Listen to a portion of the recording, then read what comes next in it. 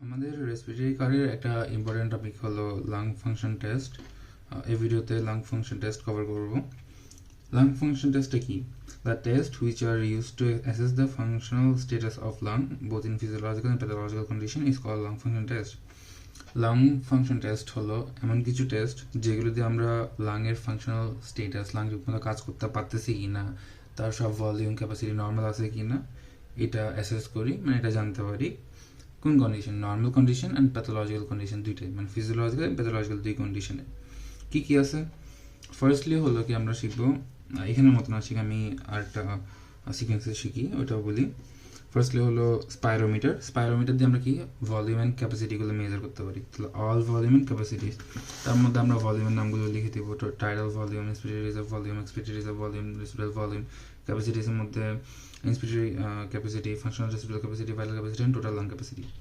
এগুলো লিখে এগুলো কত কত জাস্ট ওইটা লিখে দেবো।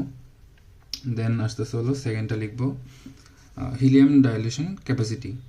এই মেথড দিয়ে আমরা বের করতে পারি হলো residual volume, functional residual volume and হলো টোটাল লাং ক্যাপাসিটি, তিনটে জিনিস।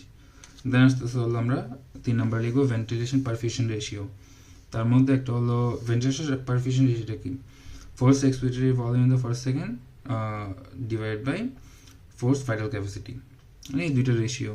তাহলে ফার্স্টলি এই দুইটা আলাদা আলাদাভাবে লিখবো, দেন এটা রেশিওটা লিখবো গেল। দেন আসতে হলো determination of dead space volume. এখানে আমাদের ডেড স্পেস থাকে লাংয়ের মধ্যে, যেটা হলো কি কন্ডাক্টিং জোনের মধ্যে থাকে, অ্যানাটমিক্যাল ডেড স্পেস। তো আচ্ছা ওইটা লিখবো। দেন হলো কি পিক এক্সপিরেটরি ফ্লো রেট, এটা হলো পিএফআর।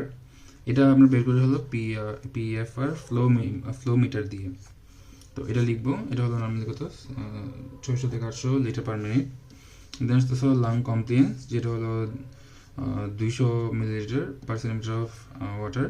নেক্সট হলো কি test to evaluate ventilation perfusion ratio. Normally ventilation perfusion ratio করা থাকে 0.8 থাকে। আর এটা কি test to evaluate diffusing capacity. Diffusing capacity কার কার জন্য থাকবে, দুইটা গ্যাস আছে, একটা হলো অক্সিজেন, একটা কার্বন ডাইঅক্সাইড। অক্সিজেনটা কত 21 millilitre per minute per millimetre of mercury.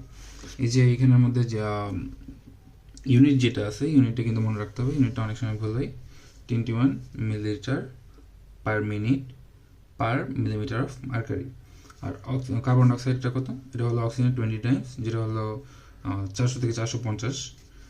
হলো test evaluate pulmonary and capillary blood pressure and হলো blood gas analysis and blood pH. এই কয়েকটা টেস্ট।